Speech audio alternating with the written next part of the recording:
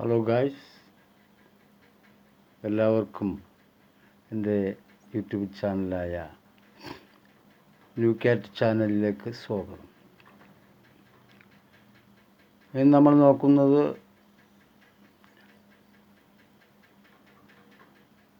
Islamic history എന്ന വിഷയത്തിലെ രണ്ടാമത്തെ ഭാഗമാണ്. ഇന്ന് അപ്ഡേറ്റ് ചെയ്തത് കുറച്ച് കാര്യങ്ങളൊക്കെ മിസ്റ്റേക്ക് വന്നു. അതായത് നൂഹ് നബിക്ക് ശേഷം ഹൂദ് നബിയാണ് വന്നത്. നൂഹ് നബിക്ക് മുമ്പ് നബിമാരില്ല. അപ്പോൾ അവിടെ അന്ന് അത്തരം ആ പഴയ കാലത്തെ ആളുകൾ, നൂഹ് നബിയുടെ കാലത്തിന് മുമ്പുള്ള ആളുകൾ വദ്, സുവാ, യഹൂഖ്, യഗൂസ്, നസർ എന്നു പേരായ 5 സ്വാലിഹീങ്ങളായ ആളുകളുടെ വിഗ്രഹങ്ങൾ വെച്ച് ആരാധിക്കുന്ന ഒരു സിവിലൈസേഷനായിരുന്നു. അവർക്കാണ് നൂഹ് നബി വന്നത്. ഇനി നമ്മൾ പറയാൻ പോകുന്നത് ഹൂദ് നബിയുടെ കഥയാണ്. അതായത്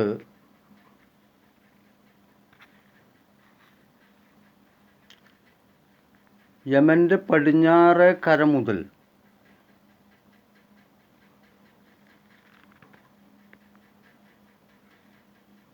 ഒമാനും ഹദറമൗത്തും കടന്ന്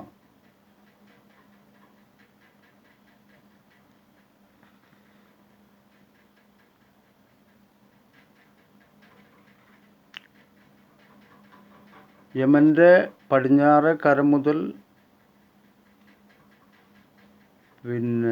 ഒമാനും ഹദറമൗത്തും കടന്ന് ഇറാഖ് വരെ നീണ്ടു കിടക്കുന്ന ഒരു സിവിലൈസേഷൻ ഉണ്ടായിരുന്നു. ഈ സിവിലൈസേഷൻ്റെ പേരാണ് ആദ് വംശം. ആദ് ഇറം എന്ന പേരിലാണ് അവർ അറിയപ്പെട്ടിരുന്നത്. ഇവർ ഭയങ്കര ആരോഗ്യവന്മാരും അതുപോലെ തന്നെ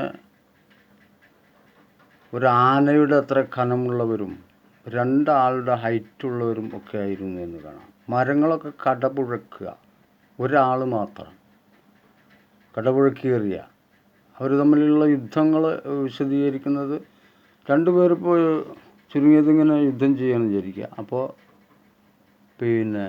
അന്യോന്യം ഓരോ മരങ്ങൾ പറിച്ചിട്ട് ഏറ്റുമുട്ടിയാലോ, അത്ര ആരോഗ്യവാന്മാരായിരുന്നു.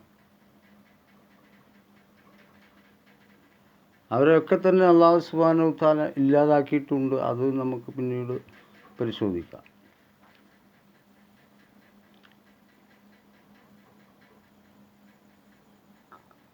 ഇവരുണ്ടായിരുന്നത്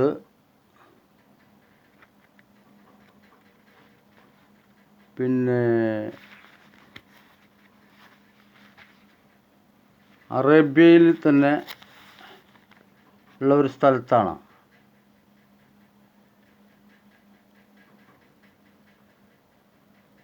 അത് വ്യക്തമായി പറയുകയാണെങ്കിൽ ഹിജാസിനും യമനും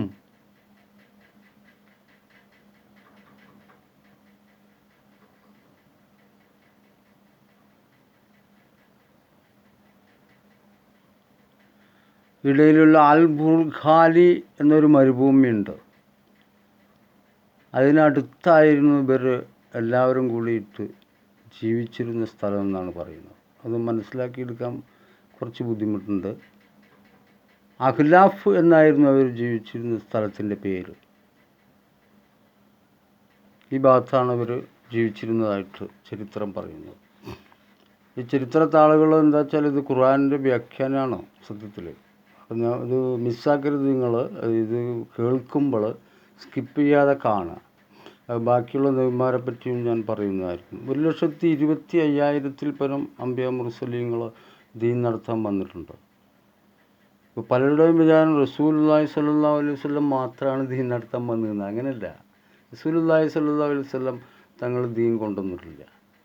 ദീന് നിന്ന് പോയതിനനുസരിച്ച് അള്ളാഹു സുബ്ഹാനഹു വ തആല തന്നെ ഓരോരോ വംശത്തിനായിട്ട് ഓരോരോ പ്രവാചകന്മാരിനെ ഇറക്കുകയാണ് ചെയ്തത്. ആ കഥ നമുക്ക് പിന്നീട് മനസ്സിലാക്കാം. ഇപ്പം നമുക്ക് പിന്നെ പെട്ടെന്ന് മനസ്സിലാവുന്ന രീതിയിൽ ഇപ്പം അറിയപ്പെടുന്ന നബിമാരെ പറ്റി നമുക്ക് ഉള്ള വിവരമുള്ളൂ.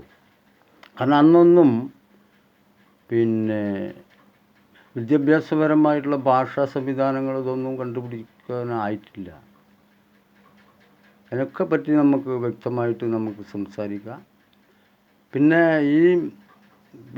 ആദ് വംശജരനെ നേർവഴിക്ക് നയിക്കാൻ വേണ്ടിയിട്ട് ഹൂദ് നബി അല്ലാഹു സുബ്ഹാനഹു വ തആല അവരുടെ കൂട്ടത്തിൽ നിന്ന് തന്നെ കണ്ടെടുത്ത് ഏൽപ്പിക്കുകയുണ്ടായി. പക്ഷേ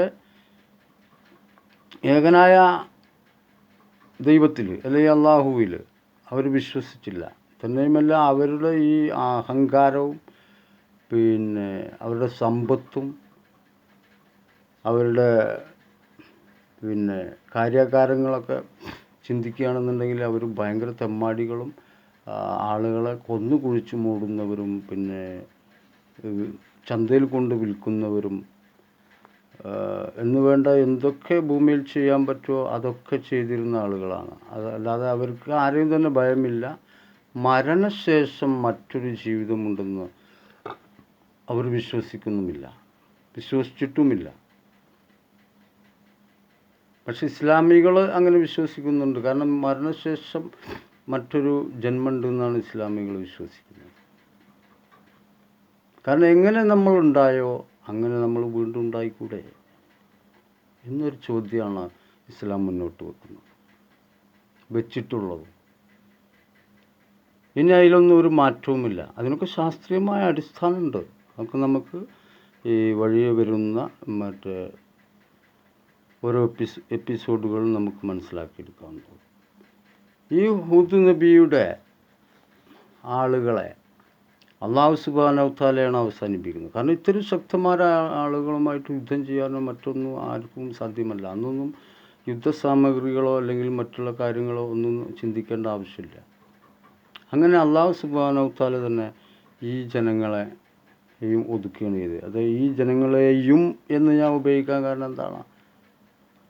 നൂഹ് നബിയുടെ ആളുകളെ അല്ലാഹു സുബ്ഹാനഹു വ തആലയാണല്ലോ ഒതുക്കി തീർത്തത്. അപ്പോൾ ഈ ആളുകളെ അള്ളാഹു തന്നെ കൊന്നില്ല പറഞ്ഞാൽ ഞാൻ മേൽപ്പറഞ്ഞ ഇത്രയും സ്ഥലങ്ങളുണ്ടല്ലോ, യമനിൽ നിന്ന് ആരംഭിച്ചിട്ട് ഇറാഖ് വരെ നീണ്ടു കിടക്കുന്ന ഈ പ്രവിശ്യ പറഞ്ഞാൽ ഓരോ രാജ്യങ്ങളാണിത്. ഇന്ത്യയുടെ അത്തരം പോകുന്ന രാജ്യങ്ങളാണൊക്കെ, ഇന്ത്യനേക്കാൾ വലിപ്പമുള്ള രാജ്യങ്ങൾ.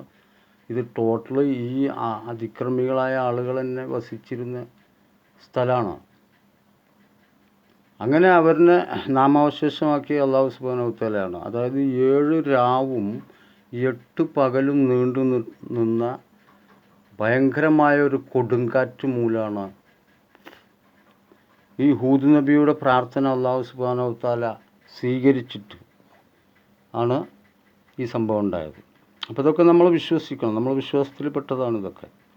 ഇത് കേട്ടിട്ട് വേറുള്ളവർ വിശ്വസിക്കണമെന്നൊന്നും ഇതിന് അർത്ഥമില്ല. പക്ഷെ വേറുള്ളവർ മനസ്സിലാക്കണം എന്താണ് സംഭവം, എന്താണ് ഇസ്ലാം എന്ന് പറഞ്ഞാൽ അതിന് പിന്നെ അടിസ്ഥാനപരമായിട്ടുള്ള ഈ വിശ്വാസം എന്നുള്ളതാണ്.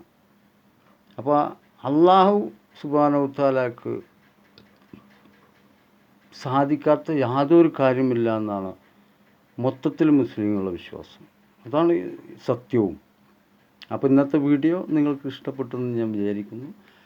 മറ്റൊരു വീഡിയോയുമായിട്ട് നമ്മൾ വീണ്ടും സന്ധിക്കും വരെ എല്ലാവർക്കും എൻ്റെ നന്ദി രേഖപ്പെടുത്തുന്നു. അസ്സലാമു അലൈക്കും വറഹ്മത്തുള്ളാഹി വബറകാതുഹു.